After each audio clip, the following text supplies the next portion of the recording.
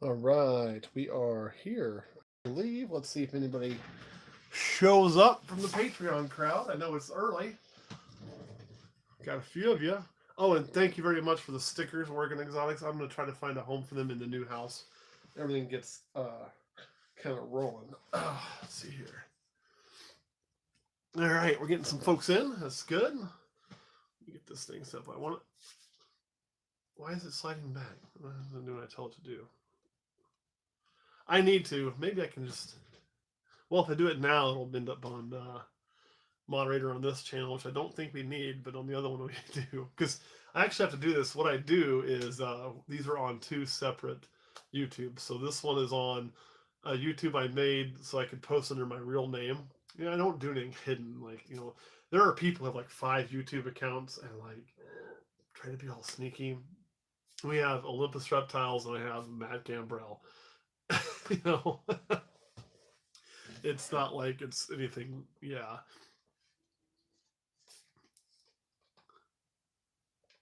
Oh, that's it's not like a big deal to give a shout out on that. Though I appreciate getting them. I think they're cool.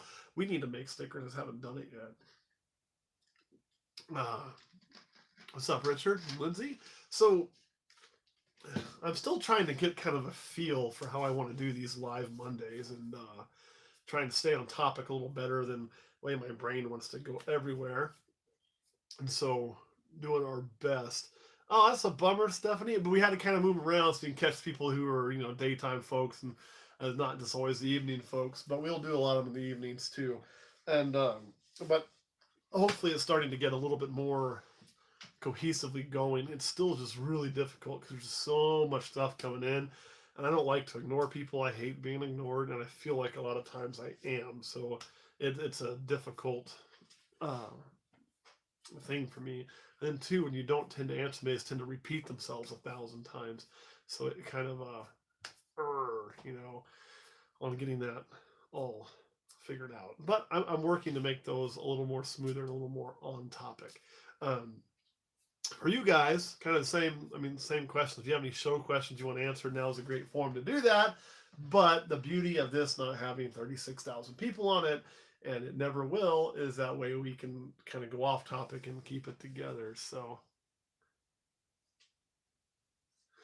oh, James, first of all, go on that list and comment on the one you want.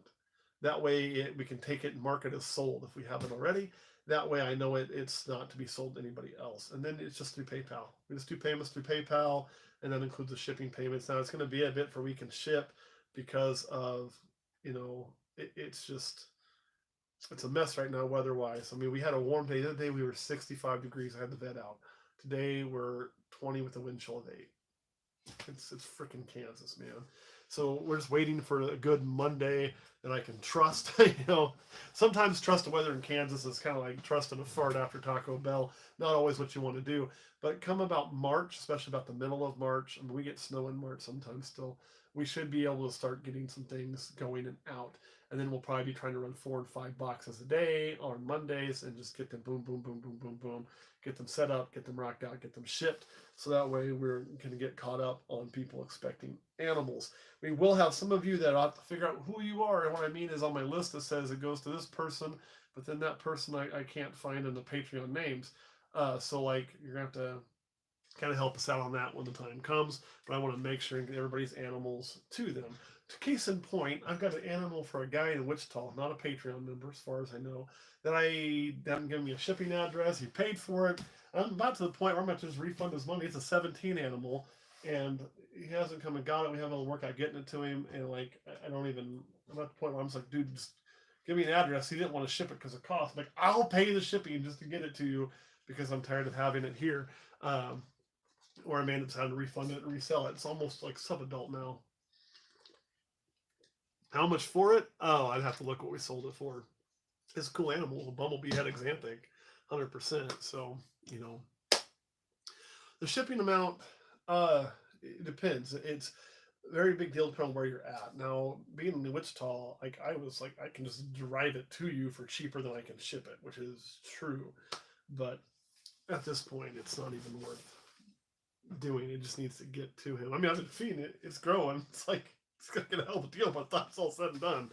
But it is his, it is his, and it's in my care, so it is what it is.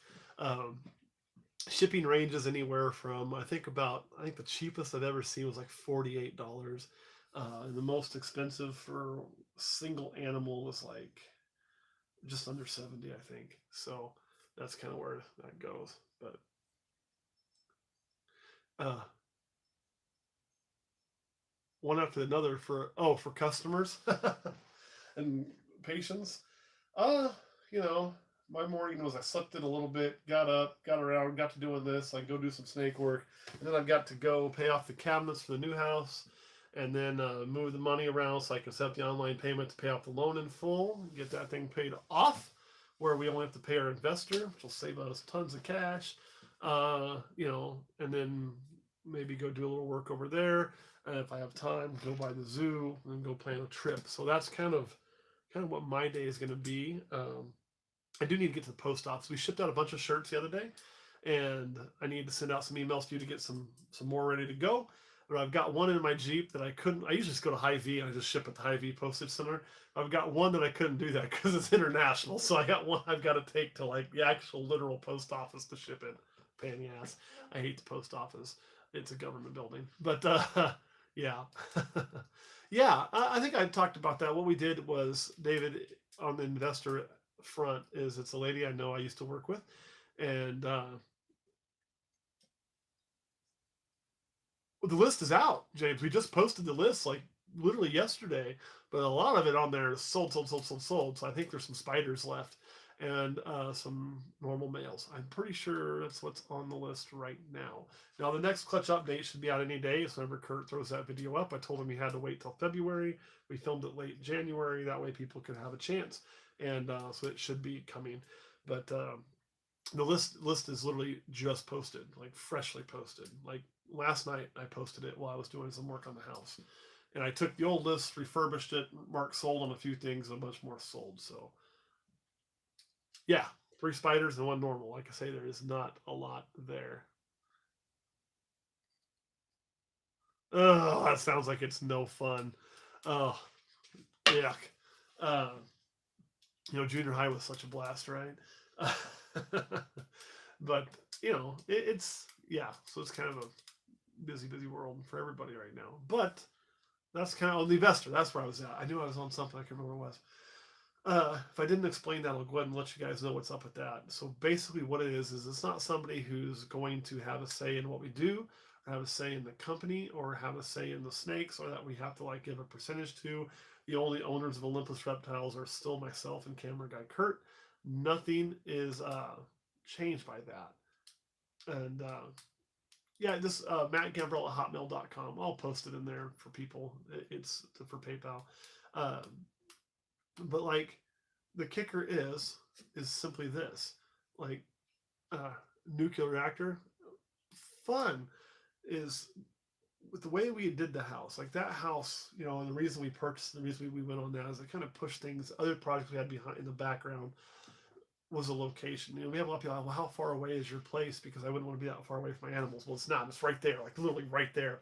And that's what made it so attractive. And the price that we were getting it for, it was kind of like everything coming together, almost like divine intervention. And all we had to do was take the leap. So we took the leap. But to take that leap, I had to come up with some interesting financing, let's say, and was able to do so. But that interesting financing had to be done fast. So in doing it fast, it was literally setting on my personal shoulders, which let me tell you, when you add in that much debt to income, it's and the way I had to do it was not through a retail or through a mortgage loan. It was through like a personal loan. So that'll really like mess up your world. Like, we couldn't buy anything if we needed to at this point in time because there's this big, huge extra debt sitting on top for everything. And but it was worth doing. And so then, and I figured it might take 6 months to a year to move that debt around and get it where I really wanted it to be, and then have freedom. Because I don't need to buy a car, I don't need to buy a house. I have the things I need. So I wasn't really needing, but it is scary knowing that, like, let's say some major $15,000-$20,000 issue happened and I wanted to be able to borrow money to pay, I couldn't do that at this point in time.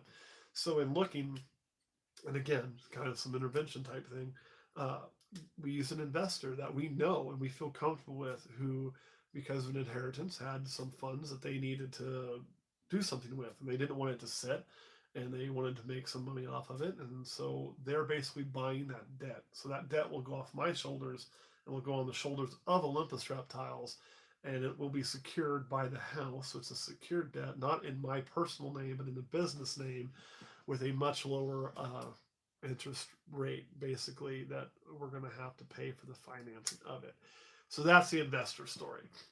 But ownership wise and decision wise, it's still 100% myself and camera guy Kurt and nobody else. Um, so that's also important. So you're not going to see any sweeping changes, or somebody's not going to come through and, we don't have bosses in here other than you guys still. So that's important to me. I would never give up part of what we do to somebody, like ownership wise. Well, never is a strong word, but it's very unlikely. And it was really nice. I mean, you probably are talking about, and I know finance are so boring to talk about from a business standpoint, and you guys being supporters of business, I think it's important. It probably overall saved us, if we were to carry that other loan to term, which we never would have. We would have paid it off early, but it probably saved us about $47,000, $48,000 total. It also gives us an extra balloon of $5,000 cash influx to spend on the property, which will let us finish things like hopefully the cabinets and the counters, and do some things to it that we otherwise wouldn't have been able to do as fast, to make it nicer for people to come stay in and sooner. So it is really kind of a big deal, right? The hot tub probably ain't going to come from that, but a hot tub is on the long-term list of things to do. We figure with the pool, having a hot tub there, kind of give a total experience and be really nice. So that is likely going to happen someday, but that's probably several years off. The one thing we lose is we lose the motivation to pay it off early, because with what we did, we guaranteed her amount of return on her investment. So rather than have a set interest rate where we're paying, percentage, we guaranteed her a certain amount of profit for her money. So no matter how long it takes us to pay it off, the term, which there is a term on it, or if we pay it off slower, then it doesn't save us any money. So we may pay off early, but the motivation to do so is a lot less. And our payment actually went up. It wasn't about lowering the payment. Financially, we're pretty stable as a company. It was more about getting that off of my name and freeing up me personally a little bit, if that makes some sense. And also keeping our money local and not going to some huge ass internet bank like it was. But oh, sorry, Pride of Texas. Go do some work, I guess. That sucks. How long are pass on the hot tub? Oh, I don't know. We'll probably put it in. I've stayed in enough resorts. I've gotten enough hot tubs that people have been in. It doesn't bother me much. But chlorine kills all. Same with the pool. So we probably will put one in, but it'll be a long time ago. But don't worry, you're not required to use it if you come over and bathe in everybody else's dead skin cells, right? That's pretty funny, but right. And if you do clean it, it's fine. It'll be chlorinated well. I mean, when we got married, we stayed like at the actual wedding, the whole wedding party. We rented this big old cabin in Eureka Springs, and there was this 8-person hot tub. And I can't imagine if people have been in that, but we all got in it anyway, and drank beer, and probably spilled a lot of beer on it.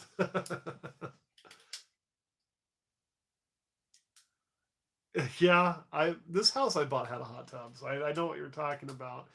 And it's an older hot tub, but unfortunately it worked for the first few years, and then it's gives me problems. I just haven't had the time to sit there and go through and try to fix the little leaks in it to deal with it. So it's probably going to be just need to be redone at some point, replaced. Is probably done. But I did like it. The wife loved it. It was really good for like her knee, which gives her so many problems, like a heat therapy. She used it almost every day. I found it to be good on my back, so I like them. But the swimming pool is nice and big, and it'll have the same dead skin flakes in it. But yeah, and you got to wonder how well that one was clean that you bought too, or somebody else. The one we bought, it wasn't. It was emptied, and it wasn't too disgusting, other than just had been emptied and just sat empty for a few months. But and they didn't empty it properly, so I think they thought the house would sell faster than it did, and so it ended up having a crack in the pipe. So I fixed the first one, and I had to fix the heat coil, and then because of that, because of me not doing it right, when the heat failed, we were going to keep it going the winter. Well, then we couldn't, and then so and it had more cracks, and so it's just a pain in the ass. They are a pain in the ass, that is for certain. But they're fun, so I'm not spending that much money on one of my own house, but I might on one at your guys' house. So, all right, but do you guys have any questions too about shows? I know some of you have probably vended your own shows or gone to shows. It sounds like to me what I was getting on feedback is acrylic displays are much better than deli cups. They're kind of a big deal. Uh, I also got that the vendor engaging and talking is probably the most important thing, except for the health of the snakes. But I would expect the snakes to be healthy because I don't know who would take a bunch of crappy looking animals and expect to sell them. So that seems to me to be what people were saying is the most important. I want to know what's most important to you guys. And lights are nice to see. Yeah, a big bright display. Do you need the fancy banners and things? Like, I see people put up these fancy banners and making the display super fancy with their name everywhere. And it looks cool, but yeah, that happens all the time, Christopher. And TJ, you're going to love it. I think reptile shows are great. How you look as far as like personally, or like or how you look just as far as like having the banners, and at what point is like that looks good. Like for us, we don't have any of the stand-up banners right now. So when you say personally, like, what are you looking for? Like just look like you took a shower that morning, or like and we always dress exactly like this because I think this is what people expect to see, so this is how we dress. And yeah, and then our tablecloth has our name on it. We had it cut, like I said, we had it custom made. It's very clearly us. Uh, those kind of things I do think are important. The lighting, I like to run good lighting. It's improved over time. But like when you say personally, like, I guess I'm curious, what are you looking for? Just that you give a shit about yourself, or like, no face tattoos, or do you expect face tattoos? Like, or what is kind of the thing? And I think we all have. Oh man, I got asked if I ever refused to sail. I think at the show, if I would, and I never had. But there was people in Denver I would have refused because they were walking around with frickin' neo-Nazi crap on, and I wouldn't have sold to them just on the principle of I don't deal with neo-Nazis. But there was a couple of them. I was just like, "Are you freaking kidding me?" And maybe I shouldn't prejudge about that. But I'm sorry, if you're gonna walk around in a bunch of Heil Hitler gear, I'm not gonna sell you stuff. It's just not gonna happen. Uh,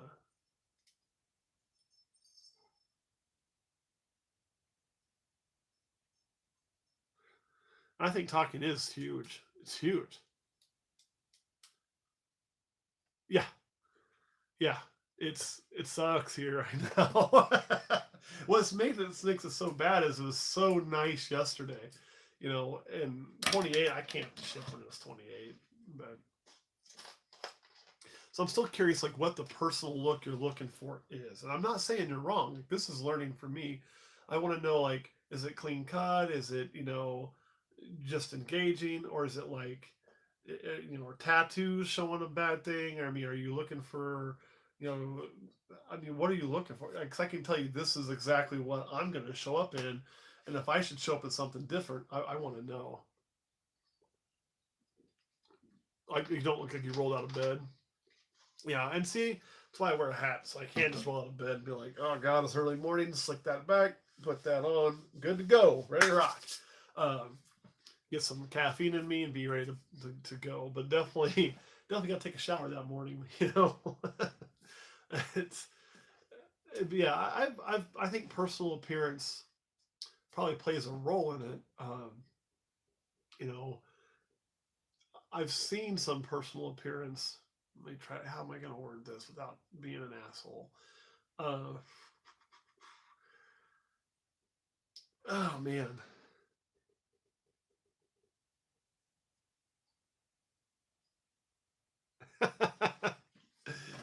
Yeah, and see, we show up. We drive in our Jeep. Typically, is what we've taken. But you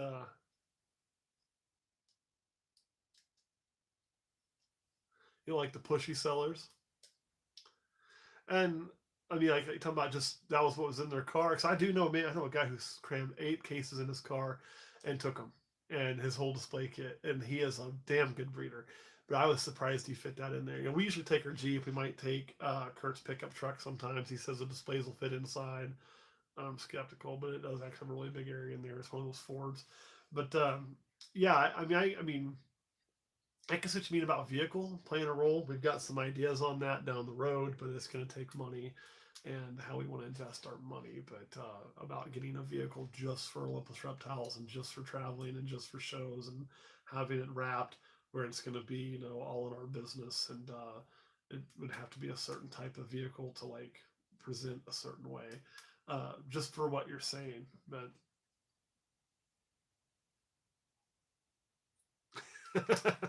I understand Red Knob. You know, but I've seen people who come in. They have a lot of like. There's another vendor I know who does really good work. Not in the same area we're in. He does well, the same geographical area, yes, but he does more like reticulated pythons and things like that. Very knowledgeable, very nice guy. But he is very tattooed and like face tattooed. Like a lot of his face has tattoos on it. And so I didn't know if face tattoos, you know, because I think there's a difference in, you know, you go back 20 years and if you had a tattoo showing on your arm, like that was, people didn't deal with you. And now I think you can get away with full sleeves, no problem. But I didn't know if, but it seems like once you get past this mark and down on the hands, sometimes it'll change people's perception. And when you come up past the collar line to here, it can change people's perception. So I was curious if that did. The other thing I was curious on look is I see some vendors who go back to the old adage of sex sells, and they'll try to purposely use that in sales. And I didn't know if that was helpful or if people would be like really and get turned off by that. So we're probably a few months away from going out and doing some herping in the camper, I think. Uh, you know, and I've got tattoos. I'm not anti-tattoo. I mean, there's ones right below the color line. They're on my legs. We're not allowed to have anything from here down without getting prior approval. That's why I don't there. But you know,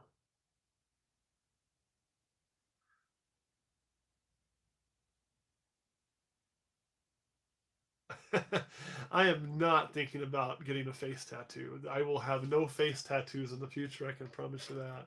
But I would agree, Kyle. But I see it. You know, I see it where they're like, I see it. Let me just put it that way. And you know, there's I've long said I'd love to have a female on my tables. Now it's not because I want a female. I want to put her in something low cut and have her, you know, be. That's not my goal. But I think sometimes if I have a female at the table, there's a lot of female reptile people at a show that are buyers. I have long said females at reptile shows are buyers, and they'd probably feel more comfortable. Some of them would in talking to another female from that perspective of it than maybe me. You know, and we get a lot of females to buy just because we engage them and talk to them. It's not, you know, because I'm gonna like beat out whoever for People's Magazine Sex Fan of the Year. That ain't gonna happen. It's because we engage them and speak with them. So I've long thought a female at the table would be helpful. But I see a lot of people trying to get a females at the table, just like what you said, Dave. They want to get something that's model like, get something low cut, and they think that that's going to help them sell. And I don't know if it will or not. And I think it kind of is selling themselves short. But right, Travis, that's okay. So you guys see that too. Then I'm not speaking like I'm crazy. And isn't that true, Kyle? Like, I mean, I found that so many times that if a couple walks up, I have a theory. And I'm going to tell you guys this theory when you've been. So if you see a couple walk up, a guy and a girl, talk to the girl. 90% of the time, she's the buyer. 90% of the time, she's the one driving that ship. And I think it's because of this. Right. But it's never the boyfriend, it's never the buyer. Never. Always talk to the girl. And here's why. Because I think, you know, both guys and girls can be jealous. Guys tend to be a little bit more just protective and jealous in general. And so if a girl's like, hey, I want to go to a reptile show, and the guy is really not that into it, but he knows that it's kind of a male dominated industry and a male dominated hobby. So what does he know is going to be there? Tons of dudes. So he tends to go because he doesn't want a bunch of dudes trying to hit on his girlfriend. You know what I'm saying? He's gonna go. I'm gonna go and make sure. So he's there, and he's just there for that purpose. When you get a couple, a guy and a girl come up together, the girl's usually the buyer, and the guy's usually just kind of there to make sure no other dudes try to hit on this girl. Now you'll get a lot of guys that come up by themselves, you know, and the girl doesn't come with them because she usually, if she's not into it, she doesn't care and she's not worried because it's going to be mostly guys there. So, with your buzzkill friend's boyfriend, right? So if you talk to the girl, you're hardly ever going to be wrong. If you just talk to the dude, there's nothing worse as a vendor than a couple comes up and you start talking to the dude and you're pushing towards him and he finally says something like, "Look, man, I don't know. I don't even like snakes. I'm here because of her." And then you know right there you done lost that sale. You done it's over. You can try to recover it, but it's probably not going to happen because you didn't talk to her until he told you to, and that ain't going to cut it. So always engage that female, and you'll see your sales go up. I promise.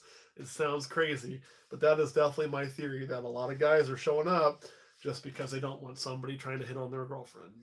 So there they are. You know, that's just it. Uh, anyway, it's me. That's my weird belief. And you can also look at that too.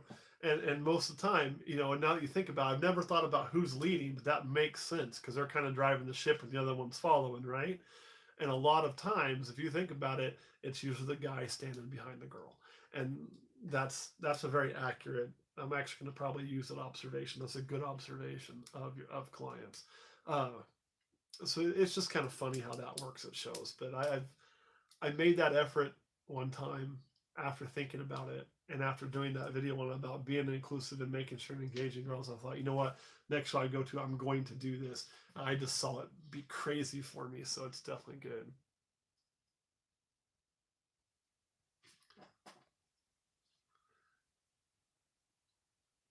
Yeah, and why would you try? And yeah, I see people do that too.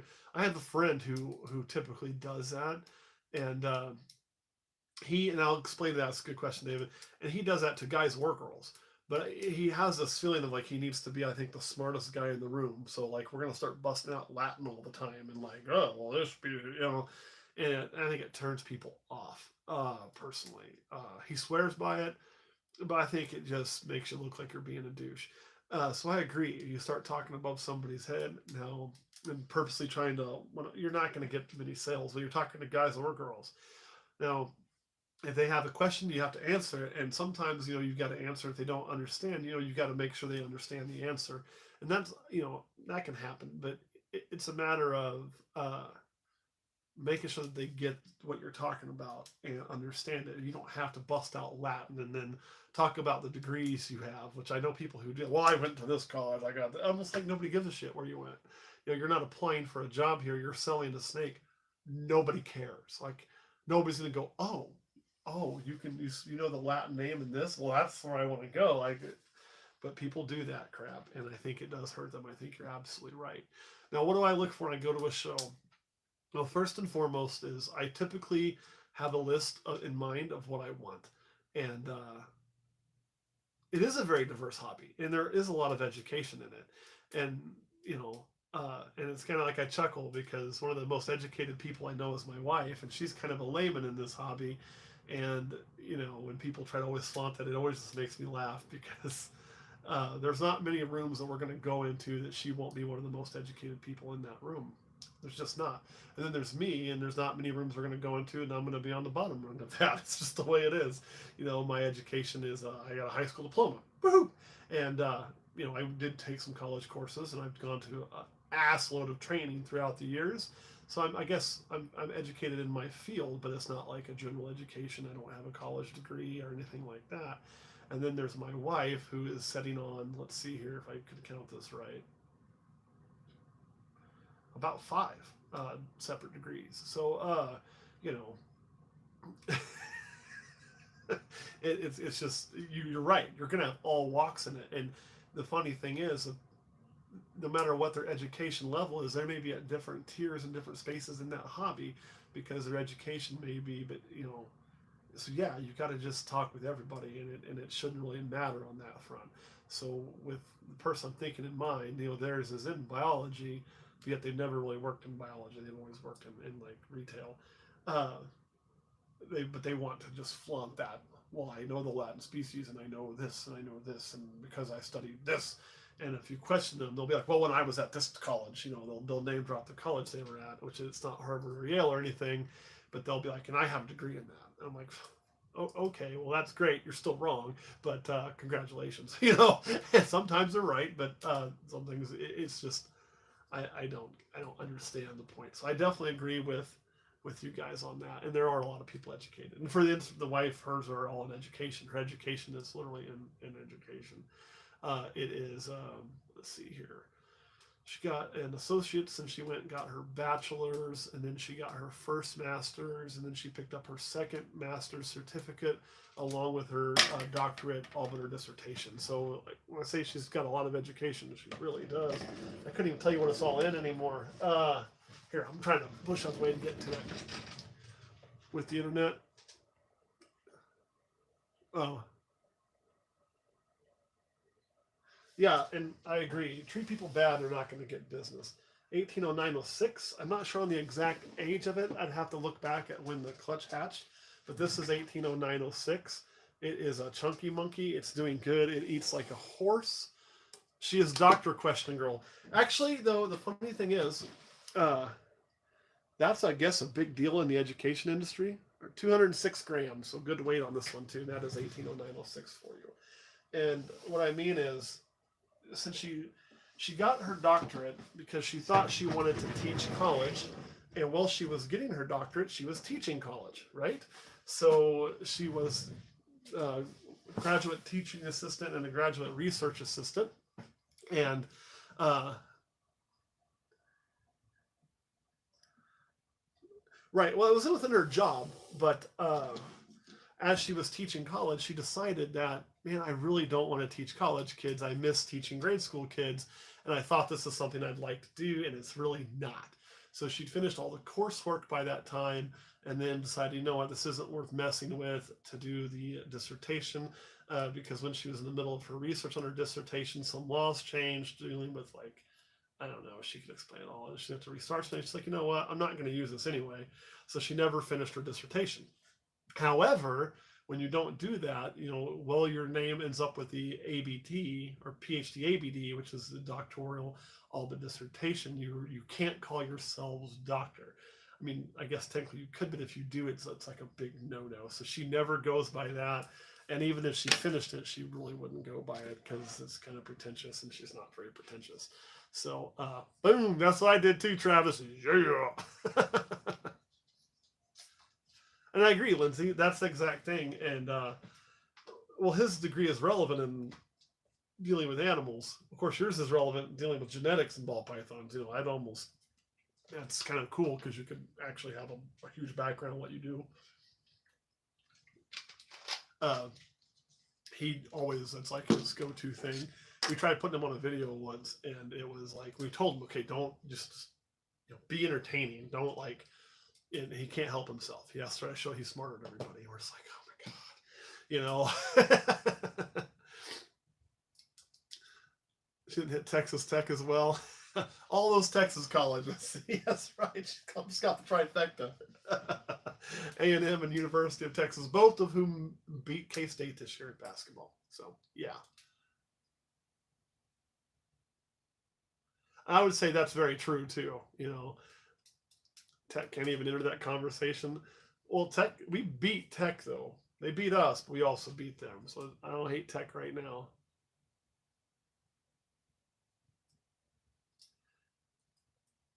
And that is human nature. Red Knob, I agree with that.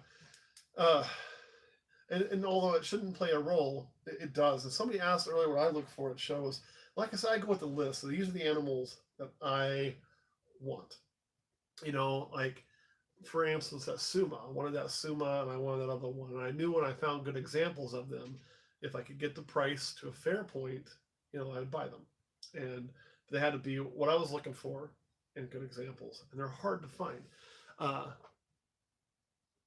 so a hateful jerk at 6'5". Well, did we get to hateful? Whoa, what are we getting hateful for? Hope we're not getting hateful stuff. Maybe I missed something. Always be an Aggie. We do have Aggieville here. Oh, your look. Okay, good. I was like, oh man, shit. We always have good here. But that's what I look for then. So I'm looking literally more for the animals. However, that being said, if I find the animals I'm after and the vendor kind of is like, whatever, I'm not going to buy from them because I feel like if they're not excited about selling their animals, then they're not excited about their animals. And maybe they are. Maybe they're just shy people. I don't know. But that's the feeling I get, and that's that impression that I get. So then I tend to like, I'll find them again later, and I've done that. I've walked away from animals I wanted because the vendor seemed just apathetic. Can't be an apathetic vendor and sell to me. Uh, and then I have some vendors that know me well, and they'll try to sell to me, and they do it by like, I'll show you one that happened with. And I bought this snake in Tinley Park. Of course, you'd be in the shed right now, right? Yeah, you are. So I bought this snake. Oh, I know I'm scared in Tinley Park. This is our GHI male. And I was looking for GHIs, and I was kind of on the fence about a few of them, including this one. And, right across from us was, we had our little table there. Right across from us was, of course, tall grass reptiles. And Reed, the owner there, thinks, hey, I try to like, and he just sets it in my hand. And then he tells me a price, which was a good price. And again, you buy people out, you sometimes on shows will get a really good price. He's like, I don't want to take it home. And of course, when I'm a vendor, I usually buy it at the end of the show because I spent most of my show working. And so I was just like, man. And so then what won the day on that one was there was down to that snake anyway, and another one that was a GHI something. I don't know what else it had in it. And I was kind of debating, and they were both very, very nice. Then he offered a good deal, and even though I was losing the extra gene, and I knew him, I knew what I was getting. I knew he was going to stand behind it. I felt comfortable with it, and I pulled the trigger. And so vendor plays a role sometimes, and deal does too. Oh, the best time to get a good deal at the show is the last hour. It is, but you got to be an asshole to get a good deal at the show in the last hour. You're going to have to be an asshole. And what I mean is, you have to walk up and just be like, "Hey, look, I see you got those there. I see they're at this. You know what? You don't want to take them home. How about shoot me a price, and or shoot them a price." And it doesn't feel much fun, but that's where the best deals are. Now, the problem comes in when you do that, though. If you only wait till the last hour and there's something there you really want, you're taking a huge risk it's going to be gone. Like banana pies. We took a bunch of banana pies when we were selling for tall grass to Denver. I sold them all in the first 4 hours. Gone. Banana pies out the door. Boom, pushed them out. They were done. So if somebody's waiting, hoping to get a good deal on those, they were gone. It also depends on the vendor, because a vendor that had a pretty decent day or is having a good day, they're less likely to be like, oh yeah, I'll take it. You have a vendor that had a bad day, he's more likely to take that deal because in his head somewhere he's doing the math, thinking, man, I spent all this money to get here, did X, Y, and Z, I didn't make hardly anything. And that little bit of bump is going to maybe make him feel like the day wasn't a total waste. So he's more apt to make that killer deal. You also get a better deal. Whoops, dropped my pen at a show buying multiple snakes as opposed to buying a single one. Taking several things off the table and buying them, you can get good deals. So that is something I would always recommend trying to do too if you're into something. Sometimes it works out, sometimes it doesn't. But the other aspect of buying at a show is, I would say, don't stretch to buy multiple snakes just to get a good deal unless there are multiple snakes you want. Our last show we did, we bought those two. I bought them both from different vendors. Now I'm happy with the deals I got. Could I've gotten a better deal had I bought them both from the same vendor? Probably, but the same vendor didn't have both those snakes. Only one had one of those, only one had the other one. So it's more about getting what you want. And Lindsay, it can be a little bit, but a lot of times it's built into pricing. you know, a tad. And that's one of the reasons why, like when we did ours, we put the $15 level where you just get an automatic 15% discount. And the reason for that is I'm not going to haggle 15% off, right? And but there, you get it. You come in, boom, you get it. It's yours, gone. It's cheaper than what you'd get it normally. Even if you haggled, and it's out the door. That's why I did that, because I know most people aren't going to want to have that haggle. But a lot of vendors will build in some, and I will tell you, if you're going to a show and you're seeing a table over here that's dirt cheap, they're probably not going to haggle much. You see a table that's a little more expensive, they probably have a little bit of room built in there expecting that to happen. I don't think most are going to find it insulting. The only time it's insulting is if you walk up and there's a $500 steak and you're like, yeah, it's cool, I'll give you $100 for it. That's insulting. But to try to make a package deal or something isn't insulting. I like to put the price on the display. I think that if you don't have it on there and you expect them to ask, you're going to cause, if you're busy, more congestion at your table, more work on you trying to remember everything. And then, some people aren't going to want to ask. They're going to want to just look. Our first sale in Denver, it was the funniest sale I've ever had. I'll never forget it. Is this guy walked up and prejudging people. I didn't expect him to be a buyer. It was in the first 15 minutes of the VIP time. And he was an older gentleman wearing bib overalls, looked like a farmer. And he walks up, and of course I engage him. I engage everybody, and I said, "Hey, sir, anything I can help you with today?" "Nope, just looking." And I'm like, "Okay, this thing." I'm like, "Okay, well, if you want to see them, let me know. I'm right here. I'd love to show you something." "Okay, just looking." I'm like, "Okay." He told me just looking twice. I'm gonna let him look. I figure he's gonna go all around the show, and then maybe we'd get lucky, but he was gonna be doing that, which is fine.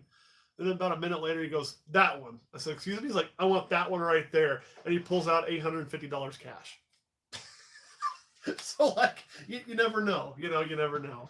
But it's it's odd sometimes how it goes. Uh, Sometimes there's that, and I know some people don't do it to start that conversation because but I think price on the table is, I want to walk up, I want to see the price, and I want to start being able to think about it at that starting point. Now, I'll be honest, I don't mind haggling. I'm not an anti-haggler. I've haggled a lot. Uh, Sometimes you win, sometimes you lose, you know, but usually, usually you can win. There's people I know I can haggle with more than others because, again, I've bought so much from them, and I bought some, fairly high end stuff from them that they're going to be willing to work with me on it. And then they know we're going to promote them too. So I've done. I don't mind haggling. But yeah, I get the, if I have to ask, I can't afford it. David, I said that too, and I've done it. I've spent more than that on single snakes, and I think it. What's funny is, as cheap as I am, and I am, if anybody knows me personally, I'm horribly cheap. I don't like spending money. I like to. I'm a saver. I want to save and make sure that I can handle any emergency if it happens, et cetera, et cetera. I don't like being in major debt, but with the business, keeping all the money separate like we do, um, what kind of tends to happen is I have a completely different view of that money as opposed to my own money, because it's in its own accounts. It's not mine. It's the business's money, and with that, I can do what I think is best for the business. So certain things in the house, that we're doing, like we're going to probably put in like a rock countertop. It'll have nicer amenities than my own house does because I'm not as cheap with it as I am my own house. It'll have, when it comes time to buy certain snakes and genetics we want, we're going to get the right example at the right, of the snake we want. If it's $1,000 or $1,500, don't care. If we have the money, we're going to do it. It's things like that. Now we still have a savings cushion to handle emergencies over there too, but it's a whole different feel towards that investment, which is something that I found that I really like because I can just kind of do. And so I said the same thing, but like our scale is head, we paid over $1,000 for that. That's probably the only one I broke the $1,000 mark for, but we weren't far behind with either our Suma or our Pastel Freeway. They were not a lot less than 1,000, so every year it gets more and more and more. I would imagine this coming year, as we go and look, we'll be looking for males that are probably going to cost us over 1,000 to bring us new genetics, or close to it. So it certainly happens, and I think you're a lot like me, David. I do, because I said the same exact thing. Oh, I've never spent over this on a snake, and then down the road as it's grown, fortunately, we've been able to. So, maybe blood pythons at some point. Kurt really wants to get into them, and that day may come. Otherwise, I really can't see it. You know.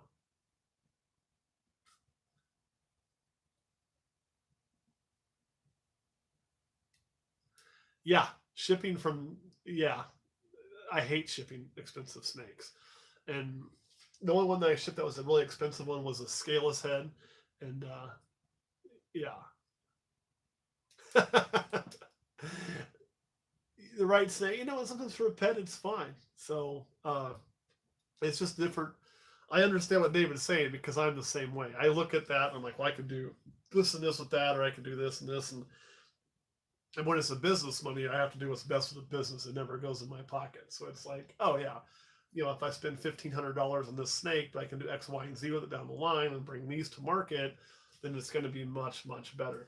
That's why, like the scaleless head, it wasn't a big thought for me to do. We just did it. Like Kurt was on board, I was on board, boom, we pulled the trigger. Because it brought a couple, like one, we didn't have any pinstriper males. We didn't actually own a lemon blast, and the scaleless had lemon blast. I knew right away that putting it to the killer bee female, what I could do. I knew I wanted to go to a few other snakes with it, and yeah, so.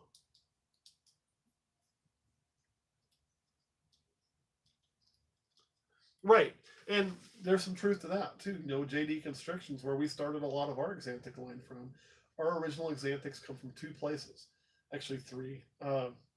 JD Construction, Tallgrass Reptiles, and then I've got one that came from Florida, from I can't think of Ben Siegel.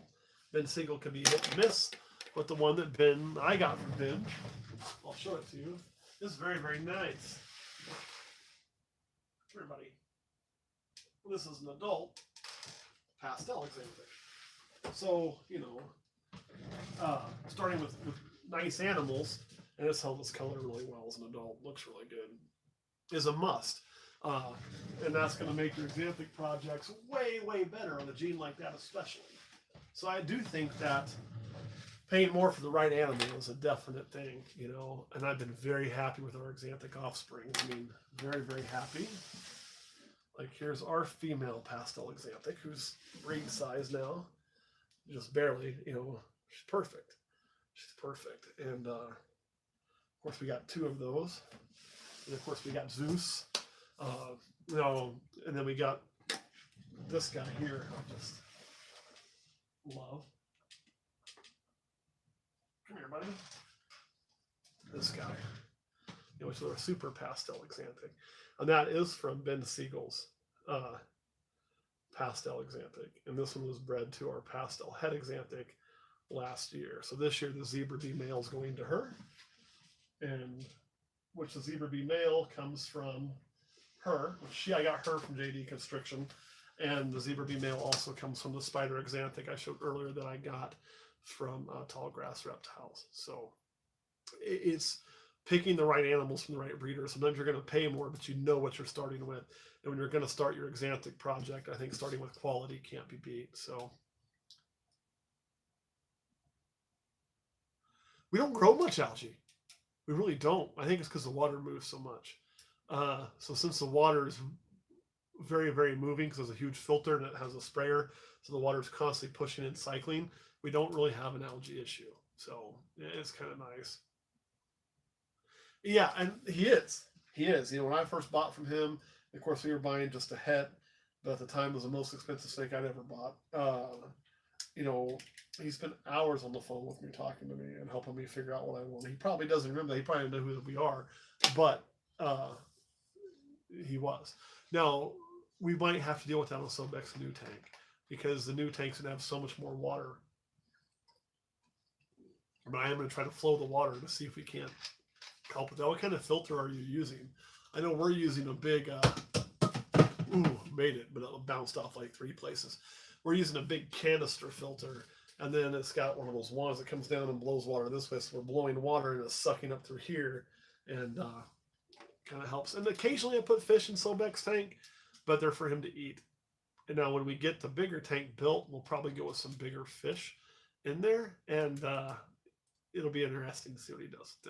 I'd like to get some like sun perch and things and see if he just rah, rah, rah. She probably will. He doesn't. He likes to hunt fish, but you do have to be careful feeding your caiman fish. If you do get a caiman, there's some information like no fish. That's not true. But you don't want to give them too much in the carp family. Carp is okay for them, small doses like your goldfish, but you don't want them to be only on that. He does love his goldfish, but I can't feed him exclusively goldfish. And when we first got him as a baby, that was what we got him started on. He wouldn't eat crock food. He wasn't going to eat rodents for us. So we got him eating on goldfish because he could get them when he wanted. And then we got him to start feeding on rodents, and about 90% of his diet, at least now, is rodent. Occasionally chicken. I need to feed him some chicken on the bone. I think he can handle that now. I just haven't done it yet, like a whole chicken leg. But get him some more chicken in his diet would be good. But my main goal with him is going to be to get tank built in the new house. So let's get the house ready, get some ones moved over so we can start moving snakes over as needed. And then it's going to be Sobek. Because Sobek deserves a bigger place, and I feel terrible because I'm so late on that. I'm late on that because the house purchase. However, the house purchase is going to allow us to give him a much better place than we could have even here. The one here would have been better for us because it's going to be really cool interactive. The one there will be better for him. I'm excited about it. I really am because he's one of my dream animals. The spray's downward. I wonder if you can get it spraying sideways because that's what ours does. That won't help. Maybe it keeps them that off instead of just dropping down. On the probably at some point. Well, maybe because I may not be able to actually. And here's why. Again, that was at Manhattan Reptile World, and we still own part of Manhattan Reptile World, but that snake was at the shop, and it really wasn't the shop. So the shop, like, myself and Kurt have our breeding business, right? And then the other two owners have their breeding business, and then the shop is a business for all of us, where basically we breed our rodents out of. We have retail equipment, and how it benefits us is we don't really get paid from it. The ones who work every day do, but like I don't get paid from it. But we take our rodents from there, we take our equipment from there, but we pay for the equipment where the shop doesn't lose, but I pay wholesale, which is nice. And things like that it allows us to do. But they have been moving their snakes out of the back of that shop because, well, their snakes are in the shop, and the shop's paying the electric bill, things for them. The shop has the ability to sell them for the shop, and they're loose. So they're moving their animals out of the shop into their own private facility, kind of like what we do, which is a good thing for them and a good thing for us and a good thing for the shop. And then the shop will be able to expand to carry more things in the area that did have those animals in it before, as well as with the zoo. So it's all part of the master plan, so to speak. But with that animal won't be probably as available for me to film because their facility will be, I'm 20 minutes from the shop. I'm there frequently is why we did that. Their facility is another 20 minutes the other direction. So I just don't know how frequently I'll get there. That being said, since we're all buddies, I'm sure I'll get there at some point. I'm sure I'll be able to film it for you, but I don't know when that's going to happen. But you will see a film on the zoo soon. Yes, Colin is still there. So what you have is Kurt and I run Olympus Reptiles, and I don't know what name they're going to use, but they may resurrect Colin's old name. And that could be too. Ours is completely out of the sunlight. So the sunlight's probably what's causing your algae growth. That's probably spot on. But they're going to use their own name. And, and then the shop will occasionally buy, so occasionally what will happen is when you guys don't buy stuff, and like right now, I've got a few spiders left and things. If the shop wants to buy them at wholesale, I don't have enough to go to a show. We may just sell them to the shop. But again, we have to sell it at a wholesale cost, and the shop can make money at a retail cost. It's not like a free dumping ground to get full money for our animals. So it's much better for me to sell my animals to you guys or at a show than it is to wholesale them. But sometimes you got animals, you're like, you know what, I don't want to really deal with these. I'd rather just sell them and get them moved on, so I have more space, and I'm running out of space. And you may see wholesale purchases that way sometimes. So anyway, there you go. Right? Not so bad. Probably more information than you needed on how all that works, but it is kind of what's going on. All right, guys, we've been here for, believe it or not, almost another hour. So we're probably going to have to hop off of here unless you guys got a couple quick questions we can answer for you. And if not, we're going to get off of here and we'll have our new video posting Thursday, which pay attention because it might be the clutch update video. I'm hopeful it is. If not, then it'll be Sunday because I do know that's coming. I did tell Kurt we couldn't post that during the Super Bowl because that would have been just, I think I just broke this pin I was playing with. There, I fixed it. That would have been just rude, although it was probably the world's most boring Super Bowl I've ever seen. Like, there was no offense at all. All right, guys. Again, so I say thank you one more time. I love you all very, very much, and I appreciate. Oh, one other thing too. As it sits right now, Patreon's having a problem, so processing payments is taking a lot longer than it normally does. But what's happening right now is we are currently still holding on after the new month, because it always kind of changes, at the over $2,500 mark. So fingers crossed, if we hold that, then what's going to happen is that's going to make that bell sell. I mean, not sell, sorry, make that bell a giveaway like we promised. We're looking like we're going to make it. And if we don't, we said we had to make it before the end of February. So I think it's going to happen. I really do. But we're there.